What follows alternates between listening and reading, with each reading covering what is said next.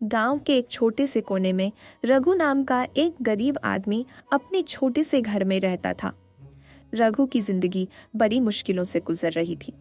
उसकी पत्नी का देहांत हो चुका था और उसके पास केवल उसका 10 साल का बेटा गोलू था। दोनों बाप बेटे दिन रात मेहनत करते, फिर भी पेट भरने के लिए 2 वक्त की रोटी जुटा पाना मुश्किल था। पिताजी, अब मुझसे बर्दाश्त नहीं होता। मुझे बहुत भूख लगी है। हमने सुबह से कुछ नहीं खाया। अब इसे कैसे बताऊं? घर में खाने के लिए अन्न का एक दाना भी नहीं है। कुछ देर रुको बेटा, मैं अभी पास के दुकान से उधार पे सामान लेकर आता हूँ। एक दिन रघु अपने खेत में काम कर रहा था। तभी उसे एक पुरानी मिट्टी की गुड़िया मिली। वह सोचने लगा कि शायद यह गुड़िया किसी का खिलौना होगी, लेकिन जैसे ही उसने गुड़िया को उठाया, उसके पास एक पुराना कागज भी मिला। कागज में लिखा था, यह जादुई गुड़िया है, इसे किसी पौधे के नीचे गाड़ दो और पौधा तुम्हारी किस्मत बदल देगा। लेकिन याद रखना, इसका फल केवल जरूरत के अनुसार ही लेना, लालच मत करना। इसे मैं अपने खेत में बो ही देता हूँ, क्या पता इससे कुछ अच्छा ही हो जाए। रघु ने सोचा, क्या पता सचमुच कुछ अच्छा हो जाए। वह गुड़िया को अपने खेत के कोने में गाड़ देता है। कुछ ही दिनों में वहां एक अजीब सा पौधा उगने लगता है। पौधा धीरे धीरे बड़ा होने लगता है और उसके पत्ते सुनहरे रंग के हो जाते हैं। रघु हैरान था, क्योंकि उसने कभी ऐसा पौधा नहीं देखा था। गोलू ने पिता से पूछा, बाबा, इस पौधे के पत्ते इतने चमक क्यों रहे हैं? रघु ने मुस्कुराते हुए कहा, बेटा, ये तो हमें भी नहीं पता, लेकिन ऐसा लगता है ये कुछ अच्छा लेकर आया है। कुछ ही दिनों बाद पौधे पर सुनहरे रंग के फल लगने लगे। रघु ने एक फल तोड़कर देखा और हैरान रह गया। फल को खोलते ही उसमें से असली सोना निकला। रघु ने सोचा, अब तो हमारी गरीबी खत्म हो जाएगी। रघु ने उस सोने को बेचकर कुछ जरूरी चीजें खरीदी। गोलू के लिए नए कपड़े, घर के लिए खाने का सामान और एक छोटी सी भैंस भी। अब उनके घर में खुशियां लौट आईं। गोलू अपने नए खिलौनों से खेलने लगा और रघु ने पहली बार चैन की नींद ली। लेकिन धीरे धीरे रघु के मन में लालच और अहंकार आ गया। अब वह रोज उस पौधे से सोने के फल तोड़ता और उन्हें बेचता। पैसा आने के बाद वह गांव के लोगों को तिरछी नजरों से देखने लगा। उसने अपने पुराने दोस्तों से भी दूरी बना ली।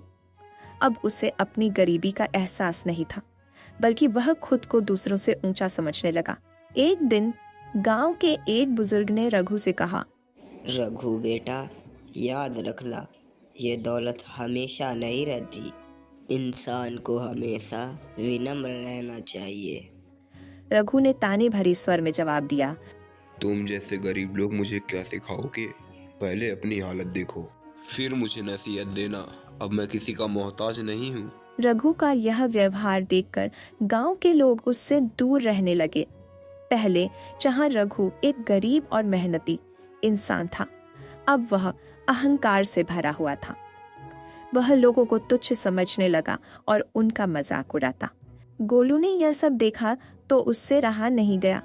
उसने पिता से कहा, बाबा, हमें इस पौधे का फल जरूरत के हिसाब से लेना चाहिए था। आपने तो सबकी इज्जत करना भी छोड़ दिया है। रघु ने गुस्से में कहा, तू अभी बच्चा है, तुझे क्या पता?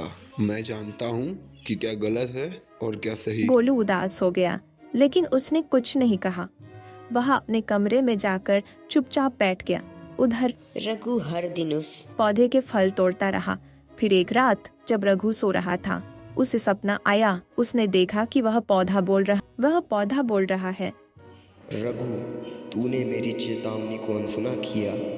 मैं तुझे एक मौका देना चाहता था ताकि तुम अपनी जिंदगी में बदलाव लाओ, लेकिन तुमने लालच और अहंकार किया। अब तुम्हें इसका अंजाम भुगतना पड़ेगा। रघु घबराकर उठ गया और उसने देखा कि पौधा सूखने लगा है। वह दौड़कर खेत में गया और देखा कि सारे फल गायब हो चुके हैं। पौधा पूरी तरह सूख चुका है। रघु ने दुखी होकर पौधे के सामने हाथ जोड़े और कहा, मुझे माफ कर दो, मैंने गलती की। तभी गोलू पीछे से आकर बोला, बाबा, हमारे पास अब भी सुधरने का मौका है। हमें मेहनत से अपनी जिंदगी संवारनी होगी, ना कि जादू से। रघु ने गोलू की बात सुनी और कहा, तू सही कह रहा है बेटा, मैंने लालच और अहंकार में आकर गलत किया। अब हम मेहनत करेंगे और ईमानदारी से जिएंगे। रघु ने फिर से खेत में मेहनत करना शुरू किया। वह अब पहले से ज्यादा मेहनत करता और गोलू भी उसका साथ देता। धीरे धीरे उनके खेत में फसलें अच्छी होने लगी। गांव वाले भी अब रघु की मदद करने लगे। कुछ महीनों बाद रघु और गोलू की जिंदगी फिर से खुशहाल हो गई। रघु को समझ आ गया था कि असली खुशी मेहनत, सच्चाई और विनम्रता में है, न कि किसी जादू या दौलत में।